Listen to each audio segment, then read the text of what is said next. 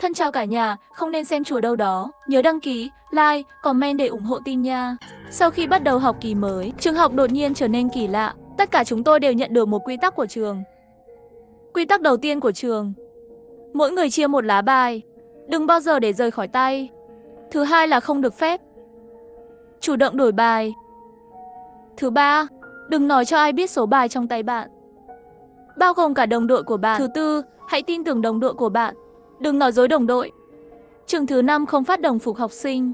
Nếu bạn gặp một học sinh mặc đồng phục màu đỏ, xin đừng để ý. Nếu gặp học sinh mặc đồng phục màu đen, có thể đổi bài. Thứ 6, kỳ thi khảo sát kéo dài 1 tháng, nghiêm cấm bất cứ ai rời khỏi trường trong tháng này. Hãy chắc chắn tuân thủ các quy tắc, nếu không sẽ có hậu quả nghiêm trọng. Đừng cố gắng hỏi giáo viên về thẻ bài, họ sẽ không nói với bạn. Tất cả được chia thành 6 nhóm. Tình hình nhóm sẽ được đăng ở cửa lớp. Chủ nhật hàng tuần lúc 12 giờ tối sẽ tự động tiến hành kiểm tra. Nhóm không thông qua kỳ thi sẽ bị trừng phạt. Tháng này chỉ có một bạn học có thể thông qua.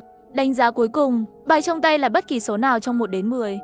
Khi thẻ ghi kê đều là 10. Các thẻ khác là số gốc. Và thẻ tối rút ra là vua. Vừa đến trường, mọi người trong lớp chúng tôi đều nhận được quy tắc của trường. Thực ra còn 1 tháng nữa là học kỳ mới bắt đầu, nhưng nhà trường đột nhiên thông báo cho chúng tôi đến trường sớm. Sắp lên cấp 3 rồi. Mặc dù rất miễn cưỡng, nhưng các bạn học cũng không có nhiều lời phàn nàn. Dù sao chạy nước rút thêm 1 năm nữa là có thể giải phóng. Sau khi đến trường, tôi phát hiện ra một điều kỳ lạ. Toàn bộ năm thứ 3, dường như chỉ có một lớp chúng tôi mở cửa. Tôi thấy lạ. Hỏi bạn cùng bàn Hứa Khải, hôm nay chỉ có lớp chúng ta phải đi học sớm sao? Em không biết. Em hỏi các lớp khác đều không trả lời em. Chưa nói xong, rồi ai đó lấy một phong bì ra khỏi ngăn kéo. Bên trong chứa chính là quy tắc của trường này, đồng thời còn có một lá bài. Trong ngăn kéo của tất cả chúng tôi, tất cả đều có một phong bì như thế này. Xem xong quy tắc, tôi cảm thấy có gì đó kỳ lạ. Các bạn học cũng nổ hũ nồi, tiếp tục thảo luận về quy tắc. Chị Anh Ngưu làm cái này có nghĩa là gì? Chị không biết, không thể giải thích. Có lẽ chúng ta phải đến sớm 1 tháng. Là để chơi bài. Đúng vậy, làm cái này thần bí bí. Bài của chị là gì? Chuyện của tôi đưa tay che miệng Hứa Khải, chỉ vào quy tắc thứ 3 của quy tắc khuôn viên trường. Hứa Khải lúc này mới nhận ra mình đang đùa với lửa. Một số người sợ hãi nói không phải tôi nói. Quy tắc này rốt cuộc là thật hay giả? Chúng ta phải tuân thủ không được sao? Đừng lo lắng quá. Chắc là một bài kiểm tra căng thẳng. Trường học, con có thể bởi vì cái này không cho chúng ta tốt nghiệp không được. Ngoài ra, chúng ta sắp lên cấp 3 rồi, làm sao có thời gian để chơi trò này? Học bá Dương Diễm Nghị vẫn bất động, cày bài tập. Hoa Khôi im lặng, vẫn đang nói chuyện phiếm với bạn cùng bàn. Mã Trang can đảm nhất lớn tiếng kêu to có chuyện không sao. Chơi bài này đi. Chơi bài vớ vẩn. Chơi bóng đi. Mã Trang thuận tay ném thẻ bài vào thùng rác. Ông bóng rổ thì gọi mấy bạn học ra ngoài. Tôi lặng lẽ mở phong bì, lén xem thẻ bài của tôi. Hóa ra là một vị vua nhỏ. Tất cả các thẻ được đề cập trong quy tắc trường, chỉ có không đề cập đến vua lớn nhỏ. Thẻ này của tôi đại diện cho cái gì? Nhưng khi toàn bộ bầu không khí dần dần thư giãn, tôi cũng không còn quan tâm đến việc chơi bài nữa. Mở bài tập bắt đầu làm bài tập. Mãi đến trước buổi tối tự học cũng không có giáo viên nào xuất hiện. Hứa Khải và tôi ăn tối xong trở về lớp học. Vừa định lén xem tiểu thuyết, đột nhiên ngoài cửa truyền đến một trận náo động. Không ổn rồi. Mã Trang xảy ra chuyện rồi. Bạn học vừa đi chơi bóng với Mã Trang, mặt đầy sợ hãi xông vào lớp học. Một số bạn học hoảng sợ, nói giọng sợ hãi. Phải mất một hồi mới giải thích được chuyện gì đang xảy ra. Thì ra Mã Trang và bọn họ vừa đến sân chơi bóng rổ. Lúc đầu mọi thứ đều bình thường. Trong một lần cướp bảng sau, bóng rổ vô tình đánh trúng đầu của Mã Trang. Đây vốn là tình huống bình thường. Nhưng một điều kỳ lạ đã xảy ra. Ban đầu vật không nặng như bóng rổ, dường như đột nhiên biến thành vật nặng mấy nghìn cân. Mã Trang như cánh diều bị đứt dây, bay ra ngoài mấy chục mét, ngã xuống đất bất động. Bạn học chơi bóng cùng nhau lập tức hoảng hốt. Sau khi mấy người thương lượng, để lại một người trông Mã Trang, những người khác đến phòng y tế của trường để được giúp đỡ. Không ngờ cửa phòng y tế bị khóa, trống rỗng. Lúc này các bạn học hoàn toàn không có ý tưởng. Không biết là ai đột nhiên nhắc đến chuyện quy định của trường. Mã Trang ném thẻ bài vào thùng rác. Vi phạm quy tắc đầu tiên của trường. Quy định của trường nói, những người xáo phạm quy tắc sẽ gặp phải hậu quả nghiêm trọng. Mọi người mới nhận ra, nội dung trong quy định của trường không phải là trò đùa. Mã Trang bị trừng phạt theo quy định của trường. Bạn học có quan hệ tốt với Mã Trang, lo lắng Mã Trang thật sự sẽ xảy ra chuyện, lúc này mới vội vàng chạy về lớp, muốn tìm thẻ bài của Mã Trang trong thùng rác. Mọi người nghe xong rơi vào im lặng. Có vẻ như quy tắc của trường này không phải là một trò đùa. Những người xáo phạm thực sự sẽ bị trừng phạt. Có mấy bạn học rụt rè đa, khóc vì sợ hãi. Chị Anh Ngưu làm sao bây giờ? Quy định của trường này xem ra là thật. Cái quái gì thế này? Lúc này tôi cũng rất buồn. Không để ý đến Hứa Khải vẫn đang nói chuyện phiếm. Mấy người bạn của Mã Trang nói xong, chạy vào thùng rác, bắt đầu lục lọi. Không lâu, chỉ nghe thấy có người hét lên ai hôm nay đổ rác. Sao không tìm thấy thẻ bài của Mã Trang? Lời này vừa nói xong, mọi người đều đối mặt nhìn nhau. Trịnh Trấn Hải lục lọi rác rưởi lo lắng đến mức đầu đầy mồ hôi. Bình thường rác đầy thì không ai đổ. Rốt cuộc là ai vậy? Giờ này đi đổ rác. Vẫn im lặng. Trịnh Trấn Hải kéo qua Thành Đinh bên cạnh. Có phải cậu đổ không? Không phải tôi. Thấy ai đổ rác không? Tôi đang đọc tiểu thuyết. Tôi không thấy. Trịnh Trấn Hải liên tiếp hỏi mấy bạn học. Nhưng không ai trong số họ nhận được câu trả lời. Không biết là ai thì thầm câu. Không có nhân đạo. Không nhân đạo. Chẳng lẽ rác rưởi sẽ tự biến mất sao? Trịnh Trấn Hải đột nhiên không nói chuyện nữa. Hôm nay đã trải qua chuyện kỳ lạ như vậy. Thẻ bài tự biến mất. Không còn là chuyện bất ngờ nữa. Đột nhiên, một tiếng hét khác phá vỡ sự im lặng trong không khí. Không tốt rồi, Mã Trang biến mất rồi. Sau khi bắt đầu học kỳ mới, trường học đột nhiên trở nên kỳ lạ. Tất cả chúng tôi đều nhận được một cuốn sổ tay. Mã Trang biến mất rồi, tôi không thể không mở to mắt. Không ổn rồi. Mã Trang biến mất rồi. Văn Siêu, nói rõ đi. Tại sao Mã Trang lại biến mất? Tôi vừa đi vệ sinh. Mã Trang đã biến mất và... Và cái gì? Nói đi. Hơn nữa quần áo của Mã Trang đều để nguyên tại chỗ. Toàn thân hắn giống như bay hơi tại chỗ. Sau khi nghe lời của Văn Siêu, tôi không khỏi hít một hơi lạnh. Cả người bốc hơi tại chỗ. Đây có phải là những gì quy tắc của trường nói không? Hậu quả nghiêm trọng. Xong rồi, tôi vừa nói cho bạn số thẻ tay. Không phải tôi cũng đã nói với bạn rồi sao? Quy tắc thứ 3 của trường. Đừng cho ai biết số tay của bạn. Lời nói vừa ngớt, có một tiếng trên đỉnh đầu. Cột điện quay nhanh đột nhiên rơi xuống, đập chính xác vào đầu của hai bạn học kia. Cùng với tiếng khóc, cả lớp đẫm máu. Đầu của hai bạn học đó biến mất trong máu. Quạt giống như có mắt, nhắm trúng hai bạn học liền bay qua. Vẫn chưa đợi chúng tôi phản ứng, ngoài cửa đột nhiên có tiếng chuông trường vang lên. Với tiếng chuông kỳ lạ, chủ nhiệm lớp, giáo viên Vô Cảm bước vào. Hôm nay chúng ta tự học buổi tối. Mời mọi người xem lại bài tập trước. Đừng lo lắng. Tôi nhìn gương mặt quen thuộc của thầy giáo chủ nhiệm. Càng ngày càng cảm thấy xa lạ. Vẻ mặt của thầy, giọng điệu của thầy, tư thế của ông ấy, chủ nhiệm lớp mà tôi đã biết 2 năm. Hoàn toàn khác. Và điều kỳ lạ hơn là ông ấy đối mặt với hai cái xác không đầu trong lớp. Không có phản ứng. Cả lớp học tối đều im lặng. Và tôi đang nghĩ về luật lệ của trường. Trong tình hình hiện nay, các yêu cầu trong quy tắc của trường phải được tuân thủ. Nếu không hậu quả nghiêm trọng là chết. Nhưng bây giờ còn một vài vấn đề nữa. Đầu tiên, luật của trường đề cập đến đồng đội và nhóm. Nhưng chúng tôi ở cửa lớp, không thấy bảng phân nhóm. Thứ hai, mỗi người chúng tôi đều gửi một lá bài và cho chúng tôi biết quy tắc của mỗi lá bài. Nhưng nó không nói những thẻ này nên được sử dụng như thế nào. Quan trọng nhất là nhìn vào quy tắc khuôn viên trường nói về kiểm tra, nhưng lại không cho chúng tôi biết yêu cầu kiểm tra. Hơn nữa phía sau kiểm tra còn có một câu nói nữa. Tháng này chỉ có một học sinh có thể vượt qua kỳ thi. Nói cách khác, ngoài bài kiểm tra nhóm hàng tuần, ngoài ra còn có bài kiểm tra cá nhân. Đánh giá cá nhân này mới là trọng tâm thực sự. Và điều đó cũng có nghĩa là tất cả bạn học của chúng tôi đều là đối thủ cạnh tranh. Nghĩ đến đây, tôi bỗng nhiên rùng mình. Chiều nay, có thể là ai đó cố tình đi đổ rác không? Nếu chỉ nhìn vào quy định của quy tắc khuôn viên trường, trong trường hợp không rõ yêu cầu kiểm tra, giết tất cả các bạn học sẽ là cách tốt nhất để vượt qua. Điều đáng sợ hơn luật lệ là lòng người. Hiện tại tôi có thể làm là tuân thủ nghiêm ngặt các quy định của quy tắc khuôn viên trường, bảo vệ lá bài của bạn, đồng thời tìm cách kiểm tra. Đột nhiên lại một tiếng chuông chói tai vang lên. Chủ nhiệm lớp, ông dường như đã thiết lập một lớp học. Người đàn ông đứng lên, mỉm cười nói: buổi tối tự học hôm nay đến đây thôi.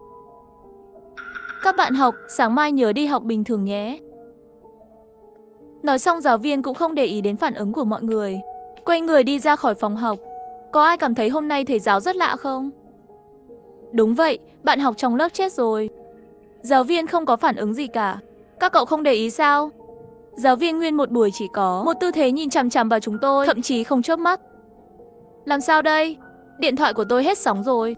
Có ai có tín hiệu không? Cậu có thể gọi cho bố tôi không? Tôi sợ quá.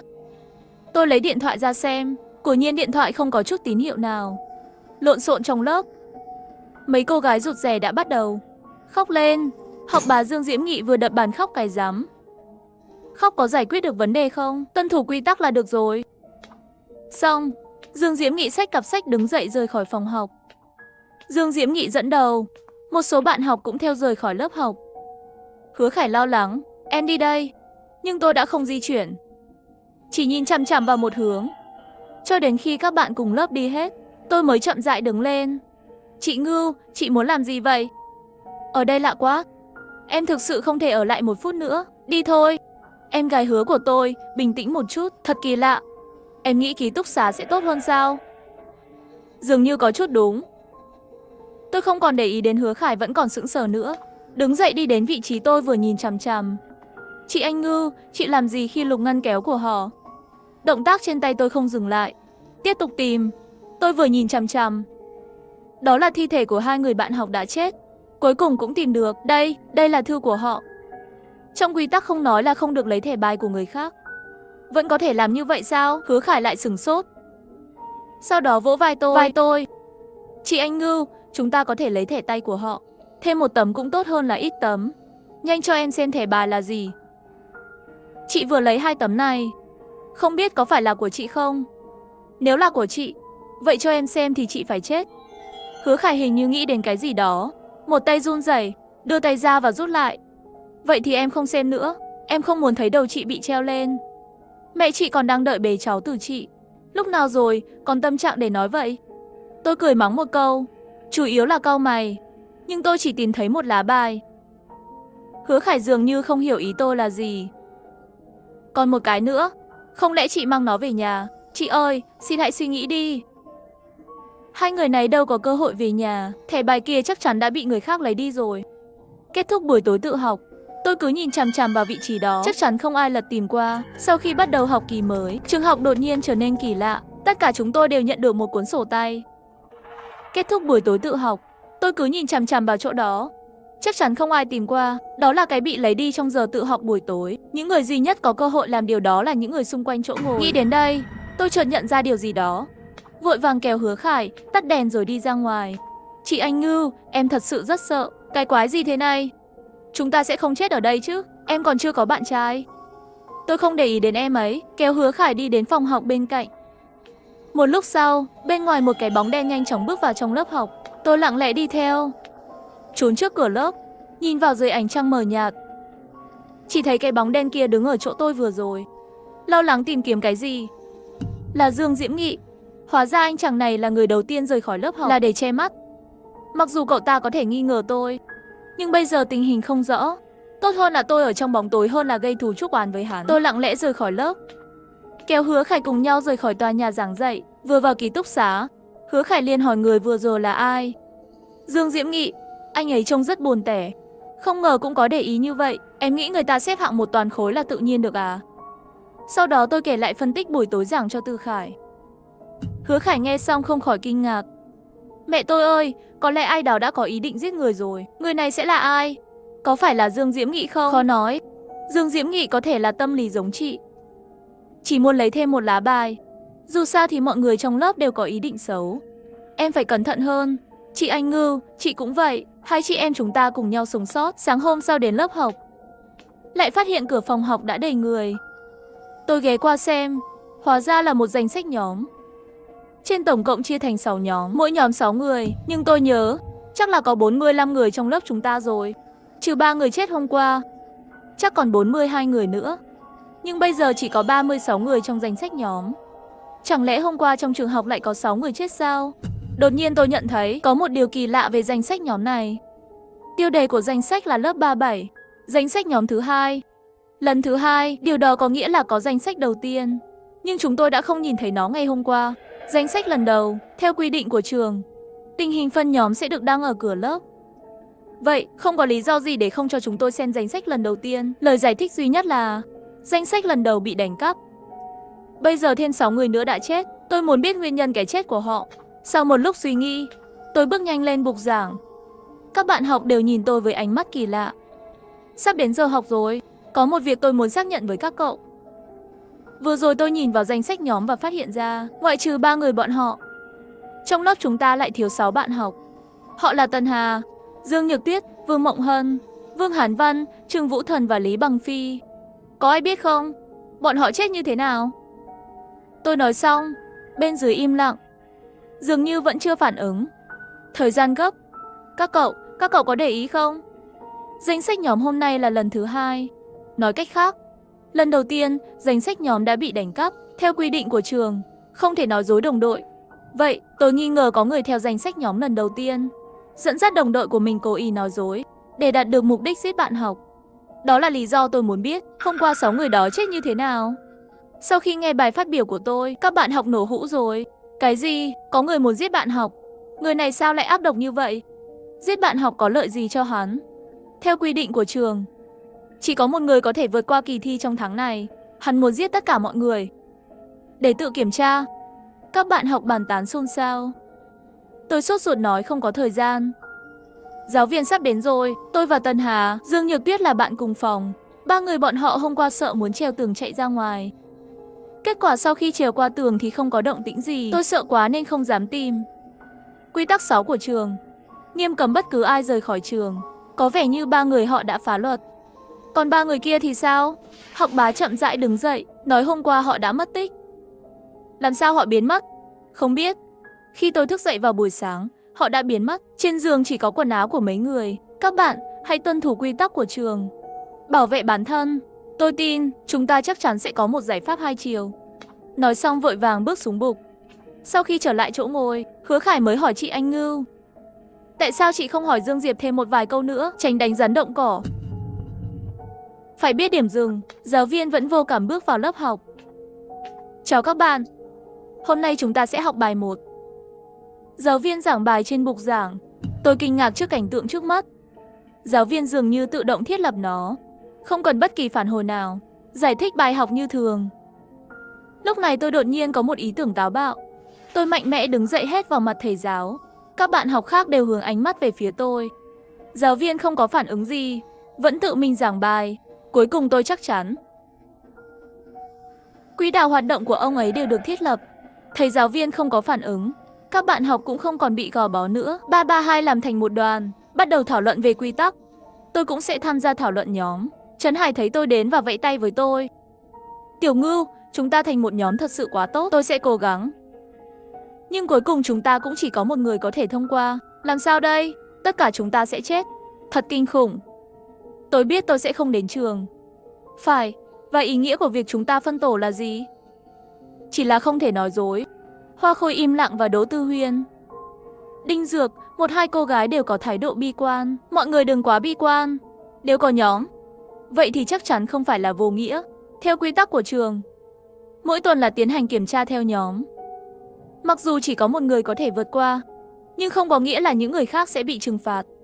Tôi đồng ý với anh Ngưu. Quy tắc trường viết rất rõ ràng. Các đội không đạt điểm thi không bị phạt. Nhưng những cá nhân không vượt qua kỳ thi lại không nói. Theo tình hình 2 ngày này, không đề cập đến trường hợp bị phạt.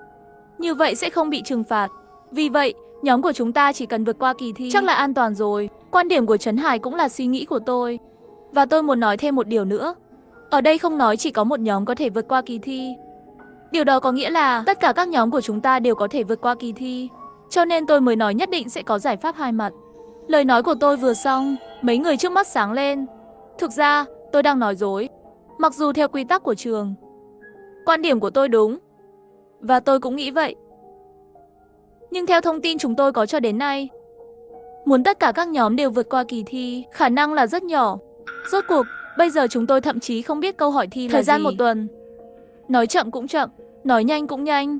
Nếu theo tâm trạng hiện tại, đừng nói là mọi người đều vượt qua kỳ thi, có thể không bị tiêu diệt hoàn toàn đã là may mắn rồi. Tôi nói tiếp, nhưng đừng quá phấn khích. Điều quan trọng nhất hiện nay là chúng ta cần biết yêu cầu kiểm tra. Làm sao biết yêu cầu kiểm tra? Tôi nghĩ nội dung kiểm tra nhất định phải liên quan đến thẻ bài. Chị gái ơi, chị nói đây không phải là nói nhảm sao? Tôi chợt nhận ra điều gì đó. Đánh giá được thực hiện theo nhóm nhỏ. Nếu bài thi liên quan đến thẻ bài, thế thì chỗ mâu thuẫn xuất hiện. Luật trường quy định, không thể nói cho đồng đội biết số bài của bạn. Điều này cũng có nghĩa là không ai biết số lượng đồng đội của bạn là bao nhiêu. Vậy thì cho dù biết câu hỏi thi cũng chỉ có thể nắm bắt cơ bản. Tất cả các bạn học đều buồn. Có lẽ cũng không nghĩ ra biện pháp đối phó tốt. Mấy ngày liên tiếp, trong lớp vẫn không còn người chết nữa. Nhưng chúng tôi cũng không tìm ra cách giải mã. Mọi người đều tìm thấy manh mối trong lớp. Trấn Hải liên tục mắng. Quy tắc này cũng không nói rõ yêu cầu. Chơi chúng tôi đúng không? Quy tắc, mắt tôi bỗng nhiên sáng lên. Vấn đề vẫn phải xuất hiện trên quy tắc. Tôi nhớ quy tắc của trường chỉ có 6 điều. Vậy nói như vậy chú ý nội dung phía sau. Chỉ là một lời giải thích và gợi ý cho quy tắc này. Không phải là phải tuân thủ. Tôi đi về phía thầy giáo. Có chuyện gì với thẻ bài này? Không có gì ngạc nhiên, giáo viên không phản ứng, vẫn tự mình giảng bài. Tôi cực đúng rồi, chúng tôi sẽ không bị phạt vì đặt câu hỏi cho giáo viên. Quy tắc kiểm tra của giáo viên là gì? Giáo viên ngừng giảng bài. Nói với tôi, quy tắc đánh giá là tổng số thẻ của mỗi nhóm. Đáp ứng yêu cầu quy định là có thể thông qua. Số tuần đầu tiên là 36, số tuần thứ hai là 3, số tuần thứ ba là 24, số tuần thứ tư là 21. Nói có số bài của một bạn học. Đầu tiên đạt 21. Đánh giá thông qua. Hóa ra yêu cầu kiểm tra là như thế này. Điều gì sẽ xảy ra nếu nhóm không vượt qua kỳ thi? Giáo viên không phản ứng, tiếp tục giảng bài một cách máy móc. Có vẻ như trong quá trình thiết lập, giáo viên chỉ có thể nói quy tắc kiểm tra. Tôi nhanh chóng trở về chỗ ngồi. Mọi người đều ngạc nhiên về sự thông minh của tôi. Đinh Nguyệt vẫn còn lo lắng. Nhưng chúng ta không thể cho đối phương biết số bài. Làm thế nào để chắc chắn chúng ta có thể vượt qua? Ai nói không nói số thì không thể thông qua được. Các quy định trong bộ luật, không thể nói cho ai biết số bài. Nhưng không nói là không thể để cho người ta biết số lượng bài. Có khác nhau không? Số bài của bạn là 1. Chỉ cần trả lời tôi có hay không. Sau đó tôi cứ nói đến 8. Cậu ấy không nói gì nữa. Dùng phương pháp này, chúng tôi nhanh chóng biết được số bài của cả nhóm. Trầm Mặc là 8, Hứa Hải là 6, Trấn Hải là 6, Đinh Nguyệt 3, Tống Tư Tuyền là 4. Và tôi không tiết lộ vị vua nhỏ của mình, chỉ trước khi đề cập. Khi tôi có thẻ bài mới. Im lặng một lúc, quy tắc của trường nói không được nói dối đồng đội. Và tôi chỉ im lặng, không trực tiếp nói đúng sai. Cho nên không tính là nói dối, nhưng số chúng ta hiện tại là 32. Khoảng cách 36 còn kèm 4. Mấy người chúng tôi mặt đối mặt nhau. Bây giờ chỉ có 2 cách. Cách thứ nhất, chờ một người mặc đồng phục đen trao đổi thẻ bài với anh ta. Cách thứ hai, lấy một lá bài 4. Nhưng mấy ngày nay, tôi chưa từng thấy ai mặc đồng phục màu đen. Các bạn đã thấy chưa? Cả nhóm đều im lặng. Im lặng như tờ, hình như chưa ai thấy. Vậy thì chúng ta chỉ có thể chọn cách thứ hai, lấy một lá bài 4. Bạn biết ai có thẻ bài 4 không? Lúc này Trấn Hải nói. Trước đây tôi không cẩn thận nhìn thấy bàn tay của Dương Diễm Nghị. Số 4. Nghe thấy cái tên Dương Diễm Nghị, không khỏi trong lòng căng thẳng. Nếu là người khác có thể dễ nói. Nhưng Dương Diễm Nghị tuyệt đối không phải là một người đơn giản, không dễ để đối phó với hắn. Và theo tình hình hiện tại, Dương Diễm Nghị trong tay hẳn là có 5 lá bài, thậm chí có thể đã đạt đến 21. Trở thành người duy nhất vượt qua. Trầm Mặc nói. Cứ để chuyện này cho bạn nam đi. Ý cậu là sao? Tại sao lại giao cho bạn nam đi? Bây giờ chúng ta là một nhóm. Tôi nghĩ sẽ tốt hơn nếu giao cho bạn nữ. Con có thể dùng quyến rũ không? Cậu nói chuyện cũng quá khó nghe rồi. Mặc đừng giận nữa. Trấn Hải nói cũng có lý. Trong trường hợp này, mọi người đều chuẩn bị. Bạn nữ còn có chút ưu thế. Nghĩ cách hẹn hò với Dương Diễm. Để phần còn lại cho chúng tôi giải quyết. Trầm Mặc chỉ có thể gật đầu. Nói chuyện này tôi không làm được. Tôi không tham gia nữa. Anh Ngưu, làm ơn đi. Tôi liếc cậu ta một cái, không nói gì. Tâm lý của cậu ấy tôi có thể hiểu. Mặc dù trong môi trường này, chúng ta đều không thể làm người tốt, nhưng ai lại thật sự muốn tự làm người xấu? Buổi tối sau giờ học, Trầm Mặc không biết dùng phương pháp gì, thật sự hẹn Dương Diễm Nghị ra rồi. Cậu biết bí mật gì? Cứ nói đi. Dương Diễm Nghị vừa nói xong, tôi đi cùng Hứa Khải. Người muốn nói bí mật với cậu là tôi. Họ bắt tôi làm thế, không phải việc của tôi đi đây. Trầm Mặc bỏ lại câu nói này rồi bỏ đi. Dương Diễm Nghị nhìn thấy tôi và Hứa Khải, đột nhiên thư giãn cười làm gì vậy? Thật căng thẳng. Tất cả là bạn học, có việc để thương lượng. Vậy thì tôi sẽ đi thẳng vào vấn đề, chúng tôi cần thẻ của cậu. Dương Diễm Nghị thấy vậy, tự giác lùi lại một bước. Các người muốn gì với thẻ của tôi? Đừng nói nhảm, cho cậu 2 con đường. Nếu không tự mình lấy ra. Nếu không, Hứa Khải lấy ra một con dao găm từ thắt lưng. Trái tim tôi trùng xuống, không ngờ lần này Hứa Khải lại quyết đoán như vậy. Hứa Khải từng tập taekwondo vài năm, cho nên đủ tự tin. Còn cầm thêm con dao găm. Thân chào cả nhà, không nên xem chùa đâu đó. Nhớ đăng ký, like, comment để ủng hộ team nha. 12 giờ đêm, điện thoại nhận được tin nhắn. Xin đừng mở cửa cho bạn cùng phòng. Tôi lập tức sợ hãi. 3 người bạn cùng phòng đều ở trong phòng. Lúc này có tiếng gõ cửa. Âm thanh đó nhanh và ngắn. Lớn rồi nhỏ. Đến đây, đừng có nữa. Đoàn Dự gần cửa nhất. Khi tôi định nhắc nhở, anh ấy đã mở cửa. Ai vậy? Khoảnh khắc mở cửa, một cơn gió lạnh ập đến. Nhưng giờ mới tháng 9, không ai gõ cửa cả. Có bệnh à? Đoàn Dự chửi thề đóng cửa lại. Tôi muốn nhắc nhở, nhưng lại thấy tin nhắn trên điện thoại đã biến mất. Dường như vừa rồi chỉ là ảo giác. Có lẽ là gần đây xem tiểu thuyết kinh dị quá nhiều nên bị ảo giác. Tôi tự an ủi mình, tôi và bạn cùng phòng đều là cú đêm, có hôm đọc tiểu thuyết đến 2 giờ sáng còn chưa ngủ. Nhưng gần đây có cuốn tiểu thuyết làm tôi mất ngủ. Chuyện là về nội quy ký túc xá và trường chúng tôi nghỉ do dịch bệnh, mỗi ngày chỉ có thể ở trong phòng ngủ.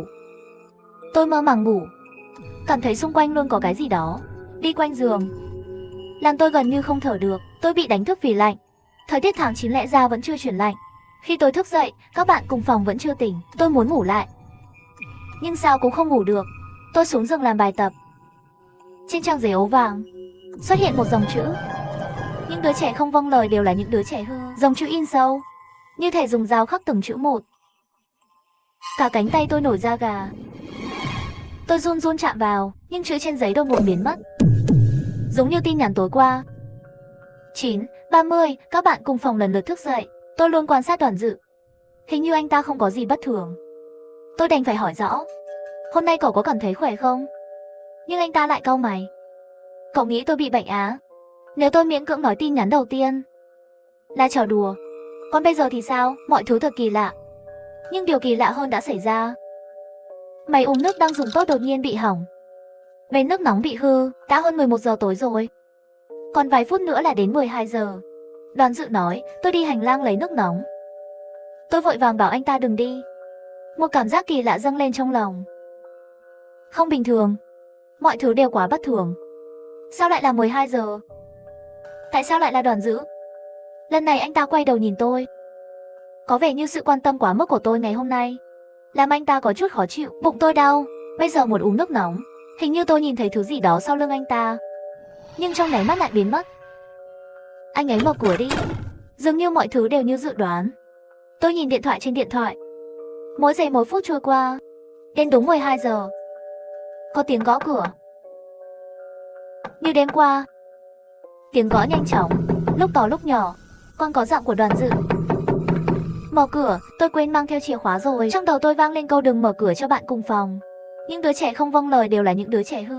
Hứa Trúc đang tắm, Kiều Phong đang ở trên giường, còn tôi nhìn chằm chằm hướng cửa. Tim tôi đập mạnh. Bên ngoài lạnh quá, mở cửa ra. Tôi khập khiễng bước về phía cửa, đặt tay lên nắm cửa nhưng không dám mở. Lạnh quá, mở cửa ra nào. Tháng 9 sao có thể lạnh được. Tay tôi từ từ rời khỏi tay cầm. Tiếng gõ cửa vẫn tiếp tục. Tôi đứng dán sát vào, dường như muốn nhìn xuyên qua cửa, cho đến khi tiếng gõ cửa dừng lại. Tôi nhìn điện thoại. 12:01, dạ tôi sắp mất rồi. Giữ chặt tay nắm cửa, tôi mới hồi phục lại. Tay nắm cửa đột nhiên động đậy. Tôi phản xạ chạy giật lùi. Chỉ thấy Đoàn Dự cầm bình nước trở về.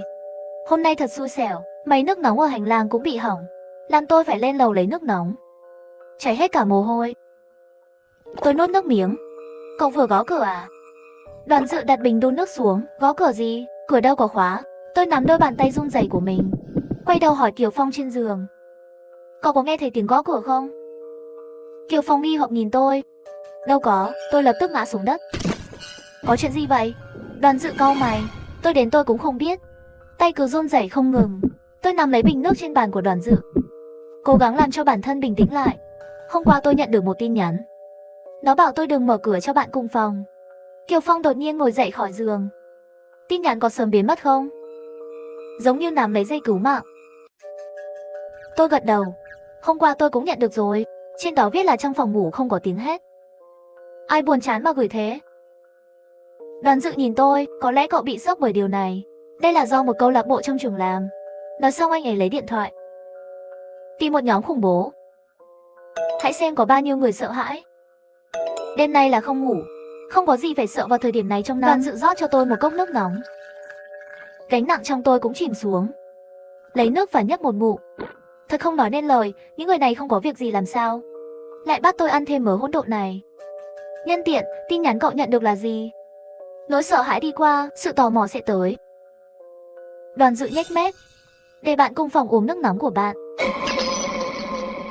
Thời gian như đứng yên. Tôi nhìn chằm chằm anh ta không nói gì. Trong phòng tắm đột nhiên truyền đến một tiếng kêu thảm thiết. Tôi không thể ngó lơ. Vội vã chạy đến cửa phòng tắm hỏi có chuyện gì vậy. Có một bàn tay trong bồn cầu. Tôi nhìn theo ngón tay anh ta chỉ, nhưng không thấy gì cả. Đoàn Dự đi tới. Đâu có gì. Chắc cậu nhìn nhầm chăng? Kiều Phong trên giường thò đầu ra. Đừng làm ầm ĩ như vậy, sợ chết người ta. Cậu phải tin tôi thực sự nhìn thấy cánh tay. Hư Trúc khóc lóc kéo tay tôi không chịu buông. Anh ấy có vẻ thực sự sợ hãi. Ra khỏi phòng tắm liền trốn trong chăn.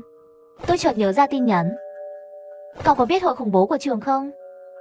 Hư Trúc nhớ ra gì đó. Cơ thể run bần bật. Hôm qua tôi nhận được một tin nhắn bảo tôi đừng đi tắm. Tôi tưởng đó là trò đùa của ai. Giọng Hư Trúc đã mang theo tiếng khóc. Toàn thân run như cầy sấy. Là do tổ chức khủng bố đó gây ra. Đừng lo lắng. Tôi xoa dịu Hư Trúc. Nhưng trong lòng lại bất an. Tôi luôn cảm thấy có gì đó kỳ lạ, nhưng lại không tả được. Nếu đây là do câu lạc bộ, thì tiếng gõ cửa còn có thể giải thích. Còn cánh tay trong nhà vệ sinh thì sao? Hư Trúc thật sự nhìn thấy cánh tay. Vậy tại sao chúng tôi không thể nhìn thấy? Giống như trước đây, họ không nghe thấy tiếng gõ cửa. Và tin nhắn của mọi người đều khác nhau. Tôi đột nhiên ngạc nhiên. Tôi uống nước của Đoàn Dự. Không có 6 phạm quy tắc. Nhưng sao quy tắc của Đoàn Dự có chút khác với của chúng tôi? Có lẽ quá sợ hãi vì luôn trong trạng thái căng thẳng cao độ vào ban đêm khi đang ngủ. Tí tách, giống như tiếng vòi nước bị rỉ. Tôi mơ màng mở mắt. Bên giường xuất hiện một bóng người. Tôi nhắm mắt lại, che mình bằng chăn. Sau đó vang lên tiếng đồ vật bị kéo đi. Có lẽ không phải đồ vật. Tôi có thể dễ dàng cảm nhận được là một người bị kéo lê. Bởi vì người bị kéo là tôi. Tôi không cử động được, chỉ cảm thấy máu toàn thân chảy về một chỗ. Trong phòng yên tĩnh này có vẻ rất ngột ngạt. Tôi thấy hơi lạnh và bị người ta kéo đi rất lâu. Bên ngoài lạnh quá. Em muốn về nhà. Đó không phải giọng của tôi. Em muốn về nhà. Không phải tôi nói. Không phải tôi. Tôi bật dậy. Người đầy mồ hôi lạnh.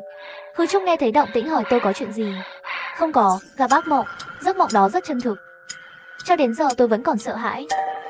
Hư Trúc thấy tôi tỉnh táo, đến dưới giường của Đoàn Dự gọi anh ta vào lớp. Đoàn Dự, dậy đăng ký hội nghị tên sân. Hôm qua không ngủ sao? Cùng thâm mắt nặng quá. Đoàn Dự vừa kéo chăn vừa nói. Tôi không biết, ngủ một giấc dậy cảm thấy mệt còn hơn chạy 800 mét. Nghĩa là tối qua chắc lại thức khuya rồi. Mau xuống giường rửa mặt đi, còn 5 phút nữa là vào học rồi. Đoàn Dự chậm rãi xuống giường. Lúc đi ngang qua bên cạnh tôi đột nhiên dừng lại. Muốn nói rồi lại thôi. Tôi hỏi anh ta có chuyện gì vậy. Hôm qua bạn có nhận được tin nhắn không? Tôi lắc đầu hỏi anh ta nhận được cái gì. Đoàn Dự không trả lời, mà tiến lại chỗ ngồi. Bởi vì không thể ra khỏi phòng, bữa ăn đều do nhân viên đặc biệt mang đến. Vì vậy, khi tiếng gõ cửa lại vang lên, tôi vô thức run lên một chút. Cho đến khi Kiều Phong đi mở cửa, tôi cảm thấy nhẹ nhõm khi thức ăn được mang vào. Bữa trưa hôm nay có sườn dưa mùa đông và gà xào ớt. Tôi đang chuẩn bị ăn thì Đoàn Dự đột nhiên nôn thốc. Kiều Phong bên cạnh hỏi có chuyện gì vậy. Em đến máu măng bị. Anh ta vừa nói vừa nôn. Kiều Phong nhét miếng sườn vào miệng, sau đó lại gắp một miếng. Rất thơm, đã chín rồi. Đoàn Dự nhìn Kiều Phong ăn thêm một miếng nữa, liền trực tiếp chạy vào nhà vệ sinh nôn. Tôi nhìn thịt trong bát, trong khoảnh khắc hiểu ra. Tin nhắn. Sáng nay Đoàn Dự hỏi tôi có nhận được tin nhắn không. Con nói là anh ta nhận được rồi. Vậy anh ta đã nhận được gì? Xã hội khủng bố, các người đừng chơi trò chơi khăm này nữa. Nếu còn nhắn tin, tôi đã gọi cảnh sát. Trong nhà vệ sinh truyền đến giọng phẫn nộ của Đoàn Dự. Tôi chợt nhớ ra, Tôi có danh sách tất cả các câu lạc bộ của trường để dễ thông báo cho hội sinh viên. Tôi đến bàn xem qua các tài liệu của năm ngoái, lướt một lượt từ trang đầu tiên đến trang cuối cùng. Giải thể 3 năm trước. Một câu lạc bộ đã biến mất trong 3 năm. Hoang loạt tin nhắn khó hiểu. Nhưng khi loại bỏ điều vô lý, sự thật luôn chỉ có một mà thôi. Tôi viết trên đó, bạn là ai? Không ai trả lời, notepad vẫn sạch sẽ. Nhưng tôi biết có người ở đây. Đoàn Dự bước ra khỏi nhà vệ sinh, mặt biến sắc.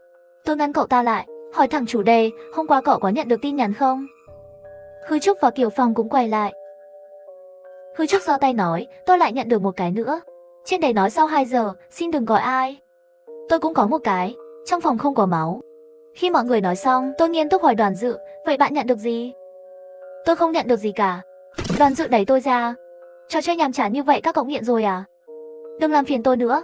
Đoàn Dự chắc đã nhận được tin nhắn rồi. Đoàn Dự, cậu tham gia hội khủng bố đó khi nào? Đoàn Dự sốc. Cả người đứng nguyên tại chỗ, nhìn tôi chằm chằm. Tôi hơi sợ. Lại gọi một tiếng Đoàn. Tôi không biết, tôi không biết, tôi không biết. Anh ta cúi đầu, lặp đi lặp lại câu này. Vừa nói vừa đi về phía giường. Tôi cứ nhìn, cho đến khi anh ấy nằm trên giường. Đột nhiên lộ ra một nụ cười u ám với tôi. Tôi cầm bút, viết từng chữ, bạn thực sự là ai? Đang làm gì vậy? Tôi cầu xin đấy, xuất hiện đi. Một dòng chữ xuất hiện trên trang trắng. Sau 2 giờ sáng, xin đừng đến gần vật sắc nhọn. Lại là 2 giờ sáng. Điều gì xảy ra sau 2 giờ sáng? Đừng mở cửa, đừng đến gần vật sắc nhọn. Tôi nghĩ về giấc mơ đêm qua, nhưng tôi lạnh quá.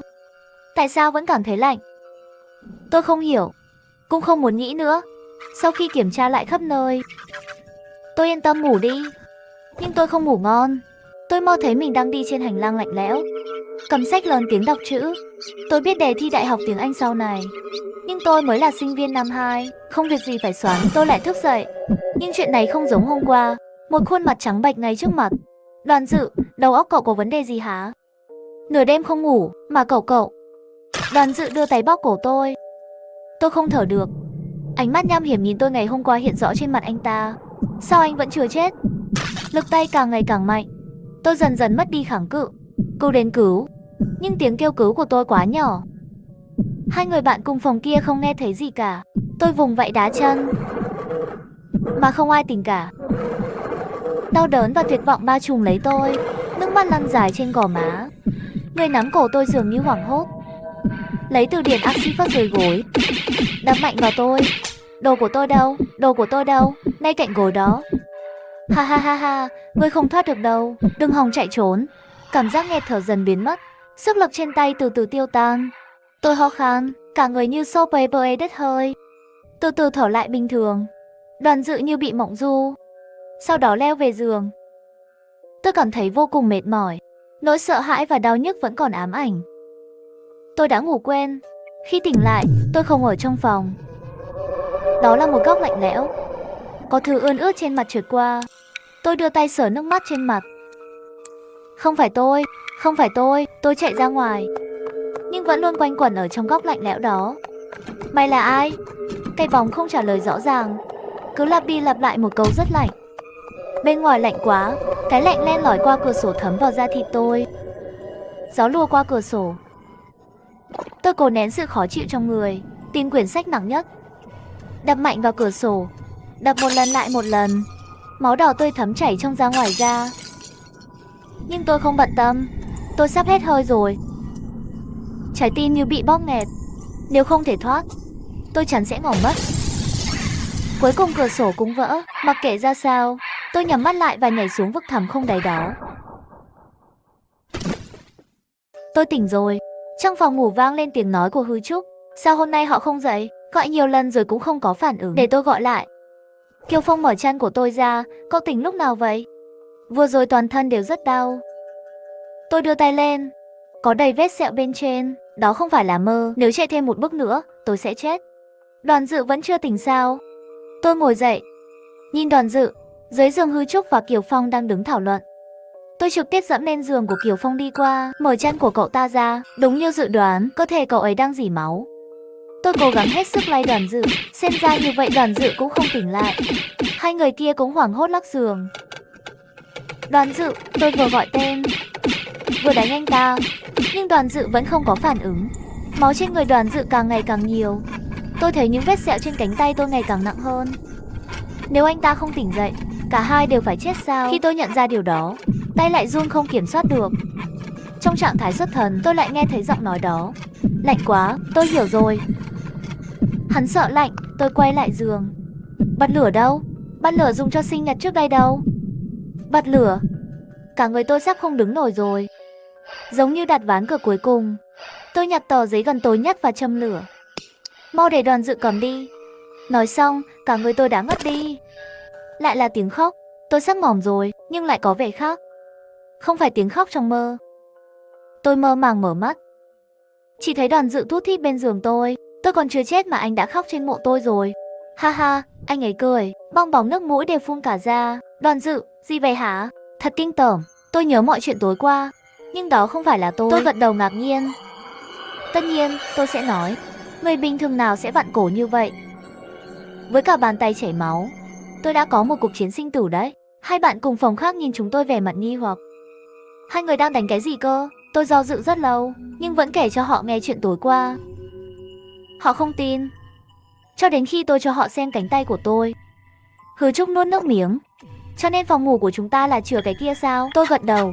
Hứa Trúc ngồi bệt xuống đất. Tôi nghiêm túc hỏi Đoàn Dự, vậy nên tin nhắn bạn nhận được đêm đó là cái quái gì? Nói á, phải chỉ có tôi biết thôi. Đoàn Dự gật đầu, im lặng hồi lâu mới nói, hắn không muốn giết cậu. Là ai vậy? Âu Dương Phong. Tên quen quá. Tôi lấy quyển sổ ghi chép cũ ra. Tìm thấy rồi, lớp 7, khóa 23. Từ điện thoại di động, tôi tìm chủ tịch hội học sinh cuối cùng để hỏi về tin tức của Âu Dương Phong. Thành tích hàng năm, về cơ bản đều nằm trong top 10 chuyên ngành, đạt được vô số giải thưởng chuyên nghiệp.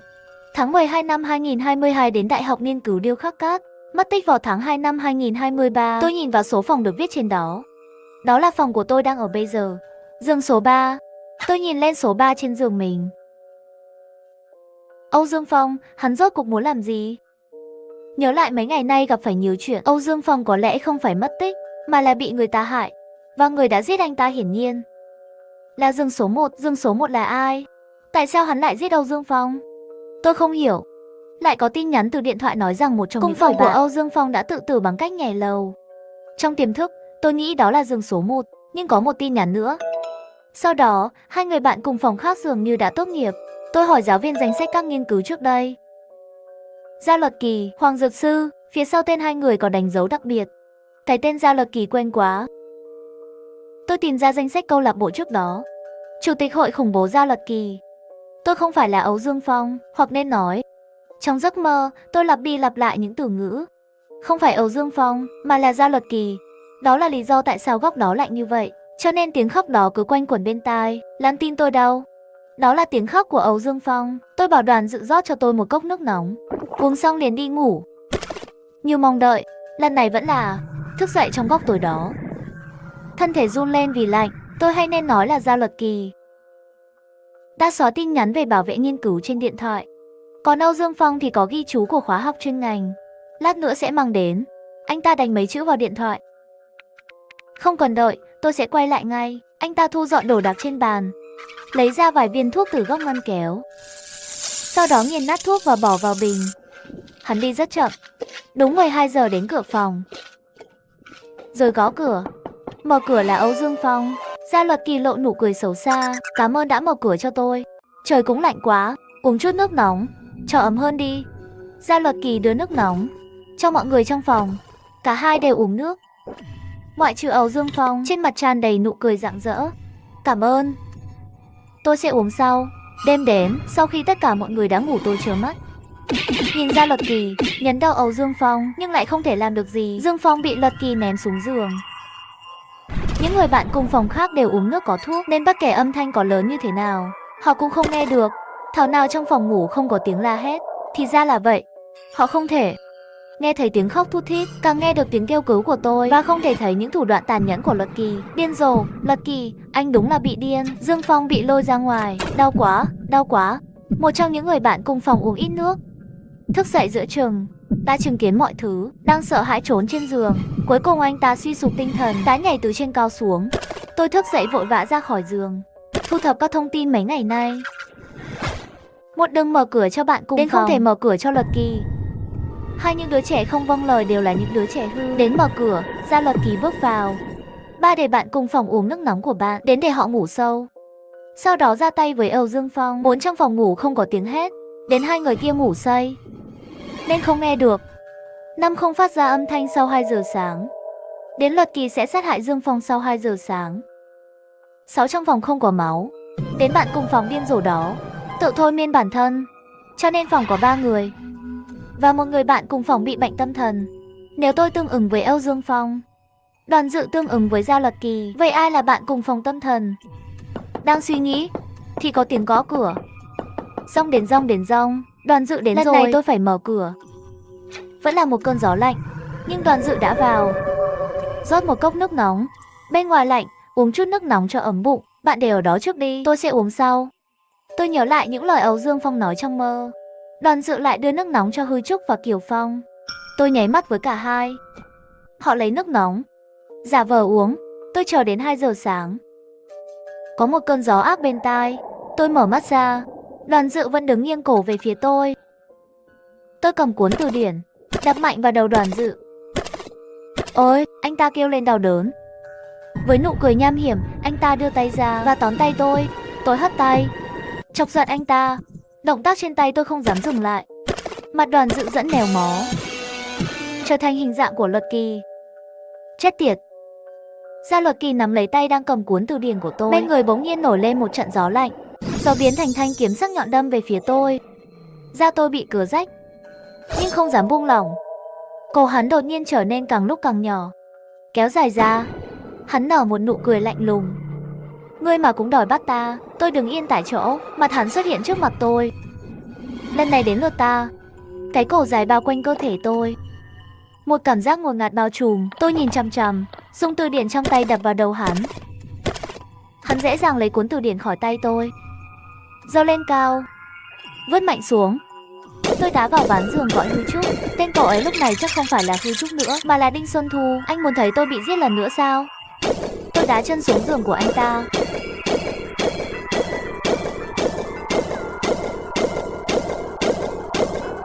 Đinh Xuân Thu, tôi không cam lòng nhắm mắt lại. Nỗi đau buồn của Âu Dương Phong lẫn lộn với nỗi đau của tôi. Tin tôi đau quá. Gia Lucky, quay lại đây. Cuối cùng cũng xuất hiện.